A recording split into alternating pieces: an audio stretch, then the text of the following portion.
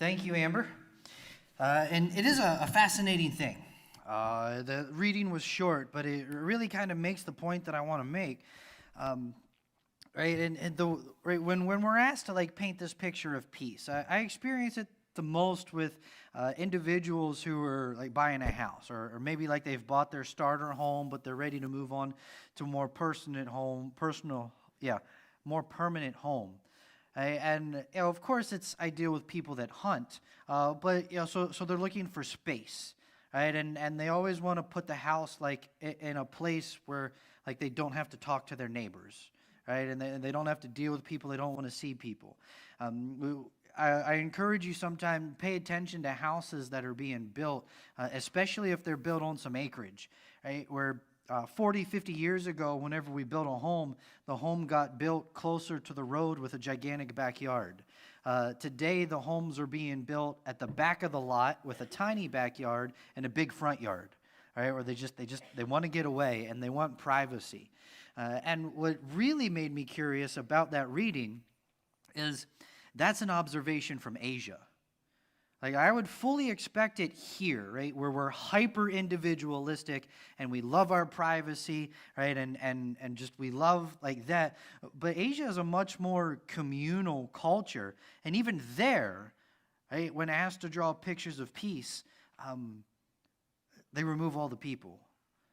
Or the other observation that I have is when asked to draw pictures of peace, we don't remove all the people. We leave ourselves in the picture, but we remove everyone else like we're not part of the problem somehow. Okay. We're going to be stepping into some tough stuff this morning, and how we engage people, right, and maybe how we can even hopefully find some peace in the midst of the people as we encounter things. This is somewhat of a response just to things that I've been seeing and watching over the last couple months. A tiny bit in this church, but more just across the United States, abroad in general. Because as we do this, right, I'm going to share a few scriptures with you guys that are foundational to the way that I think. I'm going to share a few scriptures that we take out of context and put them back in their proper context. I'm going to share a few stories from history that also frame and shape the way that I think. Right? And my goal in all of this, ultimately, right, my goal is always not to teach you what to think, but to teach you how to think. That is always my goal.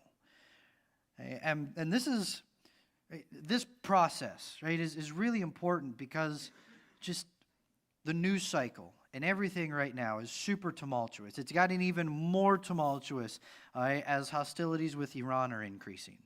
Right? We've kind of gotten a little bit of a break because of the Olympics. Right? And so that became the major part of the news cycle, and so it left behind Minneapolis and all of that stuff for a period of time. Right? But when we come to these things, right, and we're come to dangerous conversations, right, and we step into dangerous waters, right, the single most important thing that we can do is slow down. Right? That's why that's the title of the sermon this morning. Not because I just happen to like the color orange, right? But because, right, when we step into, right, when we're entering dangerous waters, we're entering dangerous places, right, that this is the color that warns us to slow down. It's on traffic signs. It's on, if you're on a boat, it's on the buoys, right, that warn you of wake zones and rocks, and right, we slow down. Right? The Apostle James, right, in telling us to be slow, he says, when we're encountering people, he says, dear brothers and sisters, understand this. Everyone should be quick to listen, right? We should be quick to listen, but slow to speak and slow to anger. For human anger does not accomplish God's righteousness. Right? He says that we need to be quick to listen. And this listening, this isn't just a listening, right, where what order do I want to give these things in, pretty much. Yeah, right? Right? We must slow down, right, and ask questions. And I'm going to give some details in these just a little bit here, right, before we respond, right? This listen, yeah, I'll give it here. In the Old Testament, there is no word for obey. When you read your Bible, and you're reading the Old Testament and it talks about obey God, obey his commands, it is actually the word listen. Right? They're the same word. Right? When we read Deuteronomy chapter 6, it begins, "Hear, O Israel, the Lord your God, the Lord is one." Listen, Israel. Right? It's Shema is the word. It's Shema Israel, Adonai Eloheinu Adonai Ahad. Right? But the word Shema, S-H-E-M-A, in the Old Testament, depending on context, it's translated listen or it's translated obey, which means for Jewish thought, right, it's one and the same. Right? And we do understand this, especially if we have kids. Right? If you tell your kid, go clean your room, right, or clean up this mess, clean up these toys, right, and then they don't clean up the toys, we say, why didn't you listen to me? Right? Because we know that proper listening comes with action. Right? And so when we read this, right, and we listen to others, this isn't a listen where it's just in one ear and I listen to respond. It's I listen and then I am active in listening with them. Right? Where I actually sit and I'm silent and I process it. And when we get to anger, I'll have some more to say about that a little later. Now, those of you as well who know me know that I'm generally slow to respond to things. I'm slow on purpose.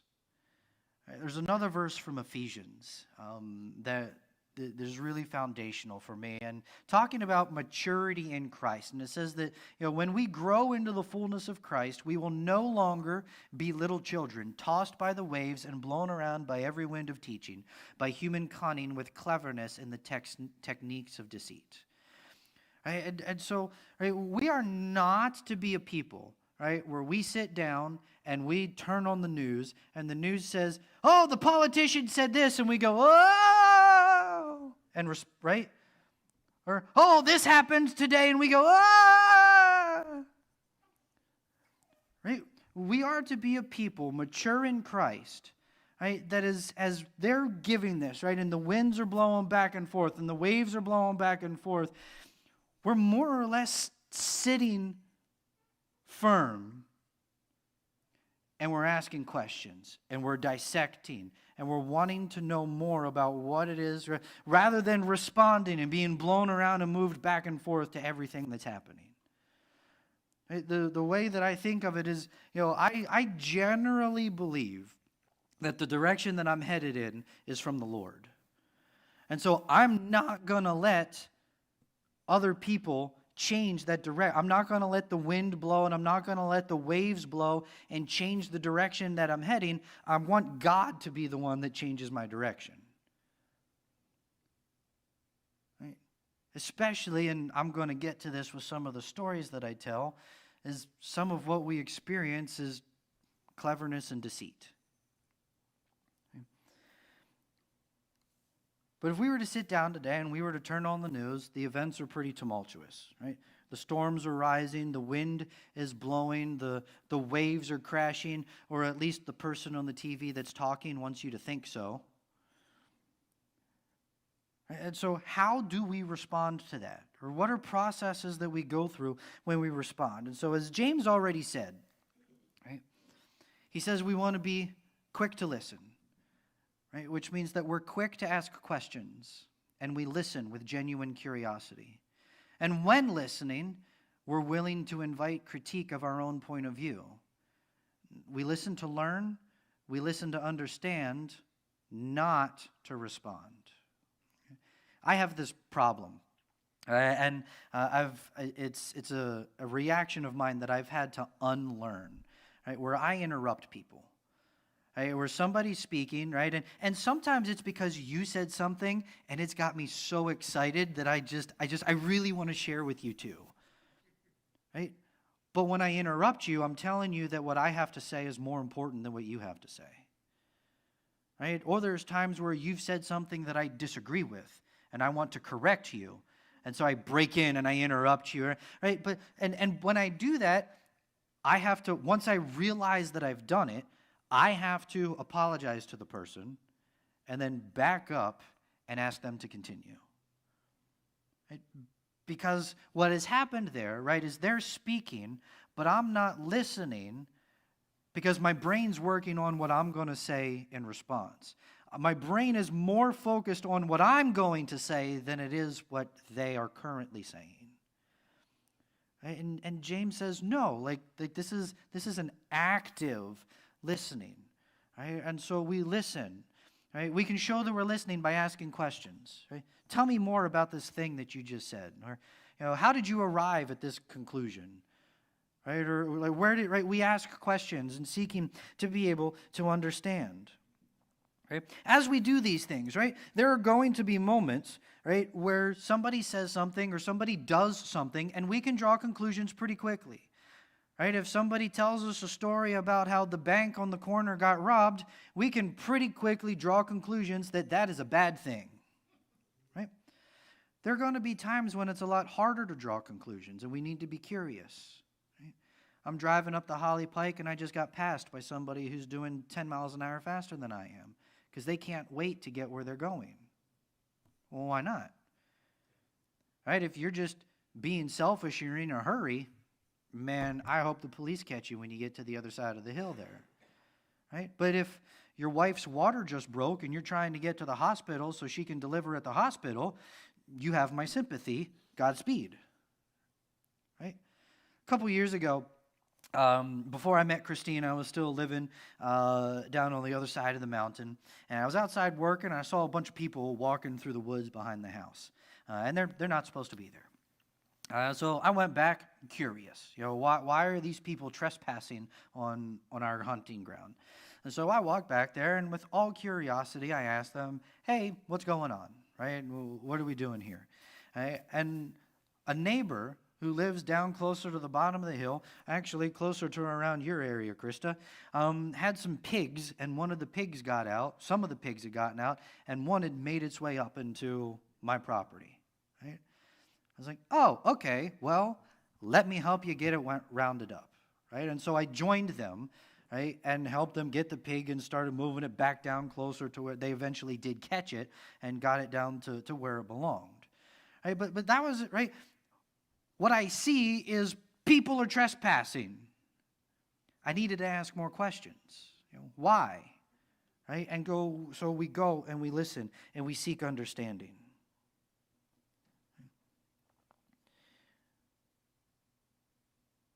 In this, right? We ask questions, we listen with genuine curiosity. We also invite critique of our own current points of view. Ken Pearson, a very dear friend of mine, whenever he lived here in PA, told a story about a conversation, maybe even an argument he was having with a woman at work, and she got so frustrated with him, and she said, "Daggone it, you just think you're right all the time." And he said, well, yeah, because if I thought I was wrong, I'd change my mind. Right? So, but we invite critiques, right? Because while, right, I do believe that the opinion that I have is the correct one, right? There's two things that happen, right, whenever I invite critique. Either one, right, and because we are people of the truth, right? Jesus came to testify to the truth, right? And so he came in truth and grace. And so we, right, should be people above all others of wanting to be grounded in truth. And so either two things are going to happen. Either one, I am grounded in truth. And so as I invite somebody else to critique my point of view, they're going to be critiquing the truth. And so they're going to find themselves closer to the truth. Right? Or they actually have the truth, And so by critiquing my point of view, they're actually going to teach me and move me closer to the truth. Right? That's what happens whenever we invite people to critique our points of view. Right? But we struggle with that, right? We don't like people critiquing our opinions, and we get super defensive, right? And if we get super defensive, it's for a couple different reasons. It's either one, because we're wrong and we know it, or two, we're afraid that we might be wrong because we know that our opinion might be a little lazy, or our identity is tied way too closely to these opinions. And if somebody examines our opinions, they might prove us to be the idol worshipers that we actually are. So when listening, we do invite people to critique our points of view, because either we will be better for it or they will be better for it. And we listen to learn, we listen to understand, we don't listen to respond.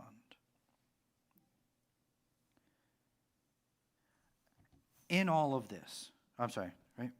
Yeah. We must be slow to respond, slow to speak, right? Gather as much information as possible, right? Somebody asks me a question, I've got more questions to ask because I need to know. What was the question somebody asked me? I don't remember what it was one time. Somebody asked me a question about salvation or about faith, and I was like, man, that's a loaded question. I need to know where you're coming from. Like, before I can answer your one question, I need these 5 questions answered so that I know which answer it is that you're looking for. Or, depending on why you're asking the question, I'm not going to answer your question because I'm not going to play your game. Right? If you're looking for nefarious reasons or you're looking to manipulate me, I want to be wiser than that, and I'm not going to play your game. Right? We must be slow to respond. In slowness to respond, I think some of us need to give ourselves permission that it's just okay to say, I don't know. Right? As I look at what's going on in the world today, right? There's Iran, and there's Israel, and there's Russia, and there's Ukraine, and there's Venezuela, and those are all just the things that affect us.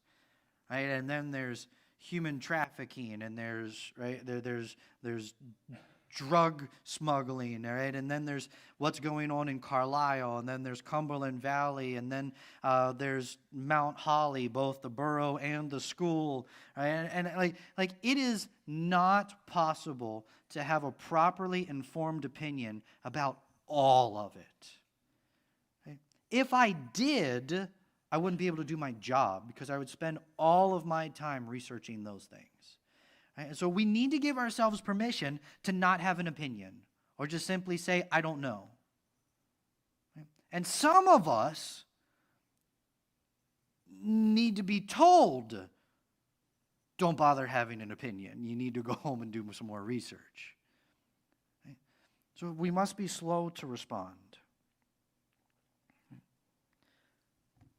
And we must be slow to anger. Today, anger is the name of the game, and anger is profitable, highly profitable. Right? And it is the default reaction of the rest of the world, and it is one place where we can do much good by not responding with the same fire. I remember when I first got on Facebook years ago, first created an account. When somebody posted something, you had 2 options. You could like it or you could ignore it. Those were your, or you could comment, right? Those were your 3 options, right? You could like, comment, or just ignore it. Well, somewhere along the way, Facebook gave more options. You could still do those 3, but along with a like, you could give a happy face, you could give a sad, a crying or a sad face, you could give a heart, or you could be angry about it. What Facebook learned is the anger click created 4 times the involvement as any of the others. What they learned is that Facebook, or that anger, was profitable. And so then they started adjusting the algorithm so that the things that made you angry is what popped up in your feed because that's what kept you connected. And the more that you were connected, the more that you were involved, the more valuable that space and that time was to sell to advertisers. And so the whole algorithm, social media, the system is rigged to keep you angry because it is the single most profitable way to run the system. So we need to be slow to anger. I would also argue that legacy media, right? I don't say mainstream media because social media has become mainstream. Right? And so the legacy media, they know it too. They know that anger pays. So their goal is to keep you angry so that they can keep you coming back for more and more and more so that they can sell to their advertisers. Okay? So we're quick to listen, slow to speak, slow to be angry. Okay? My first story from history that frames the way that I view these situations. Went to Alaska, did an Alaskan cruise 15 years ago now, I think it was. Not quite, but yeah, 15 years ago. And the northernmost stop was a gold rush town by the name of Skagway. With the Yukon Gold Rush at the turn of the 20th century, so early 1900s, the gold rush in the Yukon, you had a couple different ways to get there. The most popular one was by boat, and they landed at Skagway. Skagway was the brick and mortar town that was right up against the ocean, right? And I say brick and mortar meaning there were actual buildings, right? So there were houses, and there were saloons, and there were churches and banks, right? And much of that is still there. It's just a large tourist destination today. And then from Skagway, the gold rushers would work their way up into the Yukon to search for gold. Well, there was some space between Skagway and the base of the mountain, and there was a tent city that built up there. And the name of the tent city became known as Liarsville. It was called Liarsville because that is where all the journalists lived. As the gold rushers worked their way down from the Yukon, they would catch them as soon as they came down out of the mountain. The journalists did not go up into the mountain just because it was too hard. It was too much work. It was also incredibly dangerous. But sometimes the line to get up into the mountain, you were literally right up against the person in front of you, right? This is trigger warning here. So much so that if a pack horse died and fell across the trail, they just walked over top of it because you didn't dare get out of line to pull it off the trail because you might not get back in line. And so the journalists didn't fight with that. And so they just hung out down at the bottom of the mountain, and when the miners came down, they wrote their stories down. They embellished their stories so that they sold more newspapers, and then they sent them off to be printed. Because it's a for-profit business. So their job is to make money, and so they tell the stories in the way that they want to so as to be as profitable as possible. I would argue that not a whole lot has changed over the last 100 years. I also do want to let you know that journalism has changed over the last 20 to 30 years. It used to be that you largely had two different positions within a newspaper. You had the journalist who told you the story, and then you had the editorialist who told you their opinion about the story. Those two positions have combined together into one, where now the journalist tells you their opinion and what your opinion should be with every single story. And so journalism has changed much over the last couple years. Right? As I've watched the news over the last month, what I've seen from the news, right, is they tell the same story, but they share different clips from the same story. And so they won't show the full video. One shows this piece of the video and one shows this piece of the video. Whichever part of the video supports the version of the story that they want to write. As I've watched them in places where they do share the same video, I've noticed that the video occurs at a different speed depending on who's playing the video. They will slow it down or they will speed it up in order to help make the point that it is that they want to make. So as we work through all of this, right, it means we need to ask more questions. And we need to be more discerning as we work through this information. My next story from history, the Great Depression, 1929. It's one many of us should be familiar with. And actually, if Donna and Bertha were here this morning, Bertha would be able to tell you stories because she lived through it. But the Great Depression, we're very familiar with the stock market crash of 1929 that launched us and the rest of the world into the Great Depression. What many are unfamiliar with is that it wasn't an isolated event. It wasn't just the handling of the stocks and the credit crisis that was happening around it. There were other things going on in the nation. For example, the Dust Bowl in the Midwest.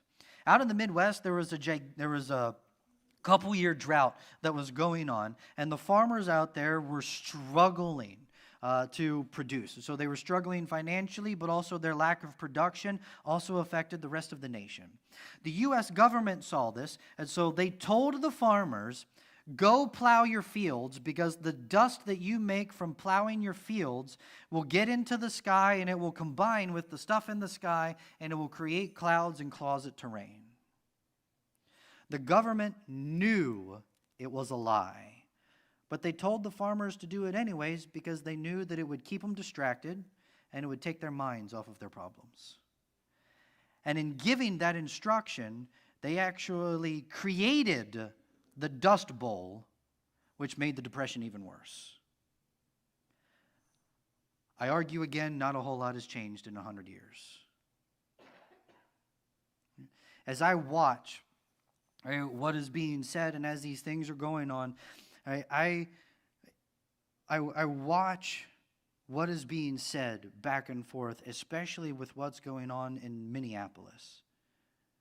And I come to this situation where I'm like, there's more to the story. There's more than what's going on here. You've edited out part of the story.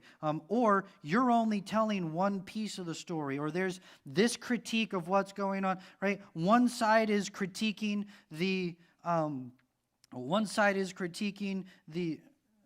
you're right. Right? One side is critiquing the immigrants and the protesters, and another side is critiquing the officers. And I'm listening to those critiques, and I'm thinking, is it possible that both sides have a valid point in this? Is it possible that both sides are also missing something incredibly important? Right? And they would do well to listen to one another.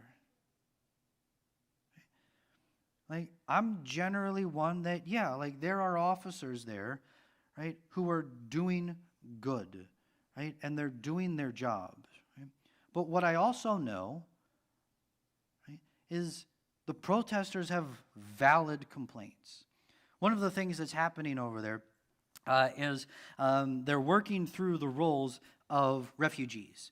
And specifically, many of those within Minneapolis, in order to become a refugee here in the United States, they were actually a refugee elsewhere.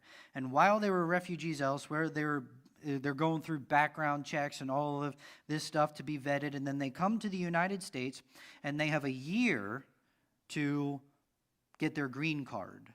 Right? And by the way, when they come to the U.S. as well, they also have like a family who adopts them and kind of mentors them and cares for them. But anyways, they have a year to process their green card.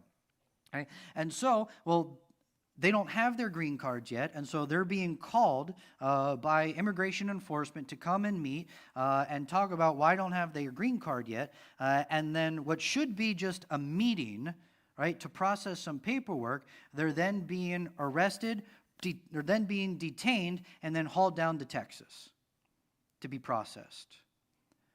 Why do they need to go to Texas to be processed. As well, right, they have a year to get their green card. For 3 months of the last year, immigration, that the green card process was shut down by the Department of Government Efficiency. So they haven't had a year to get a green card. They've only had 9 months. There's valid critiques the whole way around. The big thing I have a problem with, though, is the way that Christians treat each other in the midst of all of it, and the Christian response to it. Especially, right, because when it comes to political things, I tend to align conservative. I recognize, right, that if I'm going to be wrong, if I'm going to be in error, I will be in error on the conservative side of the aisle. I recognize that, I know that, I confess it, and I'm open and honest about it. Right? And so that means, right, that my social media feed tends to have conservative stuff that comes its way. And the circles of people that I'm around tends to have conservative points of view. Right? And conservatives, right, especially Christian conservatives, I've heard this popular attitude of, well, Romans chapter 13 says, right, that we are to submit to the laws of the government. And these immigrants that come in here illegally, they haven't submitted to the laws of the government. And so whatever inconvenience that happens to come their way because they haven't submitted, that's on them. Right? It's a New Testament idea. You reap what you sow. Right? If you don't follow the law, there's consequences for that. All of that is true. Also, that attitude is the problem that Jesus had with the Pharisees. I mean, right, it is true, right? But we don't apply it evenly, right? We don't Romans 13 speed limits, do we? Every single person in here breaks the speed limit. Right? We don't Romans 13 the speed limits. Romans 13 also tells us that we're supposed to pay our taxes. Who in here gets excited when they get paid cash for a job because it means I don't have to pay taxes on it? Yeah. It's nice whenever we apply these things only in the places that we want to, but we don't look in the mirror when we do. But the Pharisees, right, they got so upset when Jesus was eating with tax collectors and sinners because they were lawbreakers. The Pharisees, right, when they studied the Old Testament, they studied the law. What they read was this promise in the law that if you obey God's commands, you will have possession of the land. And so they looked up and they looked around them and they saw Rome everywhere. And so they said, you cannot obey the law, right? Now, please understand, I'm a Pharisee, which means I know the law perfectly and I obey the law perfectly, right? But if your life is miserable because you can't obey the law, that's your problem. You deserve that. Not only that, because Rome is here, I'm obeying the law, so it's not my fault, which means you are the reason that my life isn't going the way that I want it to. That is the problem that Jesus had with the Pharisees. Because they knew the law and they obeyed the law, but they did it for the wrong reasons. Or they knew the law and they obeyed the law, but they had a complete lack of compassion while they did it. My third story from history, my last story from history. World War I. There's a famous story about a truce from World War I, and it was an impromptu truce. It wasn't organized. It was Christmas Eve. I forget the exact year, but the soldiers in the trenches were celebrating Christmas as best they could in the trenches, and as they were listening, they heard their enemy on the other side of the trenches singing Christmas carols. And so they got brave, and they decided to stick their head up above the trenches, and they saw that they were looking at each other. So they got even braver, and they got up out, and they met in no man's land, and they celebrated Christmas. Right? And they sang songs together, and they shared food and chocolate, and they even gave some presents. And in some places, they even got to play some games or play a sport for a little bit. And when they got back to their trenches, their commanding officers pulled them off of the front lines because they were afraid that their time spent together worshiping the birth of Jesus would have diminished their desire to kill one another. That is exactly the fear that should exist whenever we worship Jesus together. That's exactly the way that it should work. Is we come together and we worship Jesus together, and the love of Jesus is greater than anything else that exists on this earth. I watch how quick we are to respond, how quick we are to act. I watch how quickly fear motivates us to speak and respond. And I watch how quickly anger motivates us to speak and respond. And I think, man, I wish love motivated us to speak and respond as quickly as the rest of that stuff does. Let us pray. Lord, I thank you. I thank you for your Son. Right? I thank you, Jesus, for the life that you lived, right? The way that you taught us to treat people, right? The way that you taught compassion, even on the lawbreakers. Right? The way that you taught us to listen, right? The way that you would ask questions as people approached you, right? And as you asked questions, sometimes, right, those questions caused the other person to change their response. Sometimes those questions changed you. I think of the rich young ruler who came to you and asked you a question, and you followed up, and it stirred compassion in you because you asked a question. Lord, I pray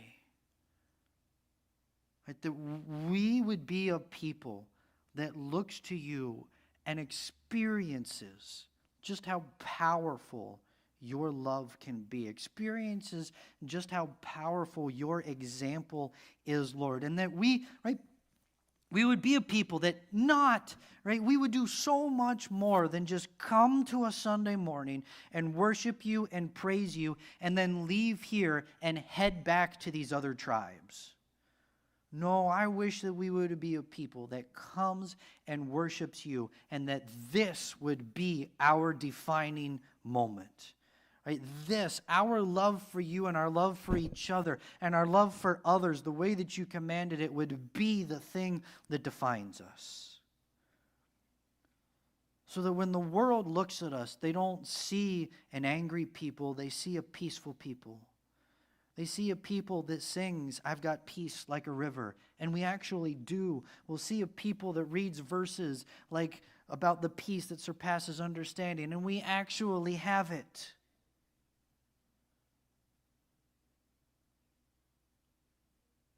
Because if we can do that, then they'll know that you are truly God, and Jesus, that you truly love them. And in Jesus, it's in your precious name that I pray. Amen.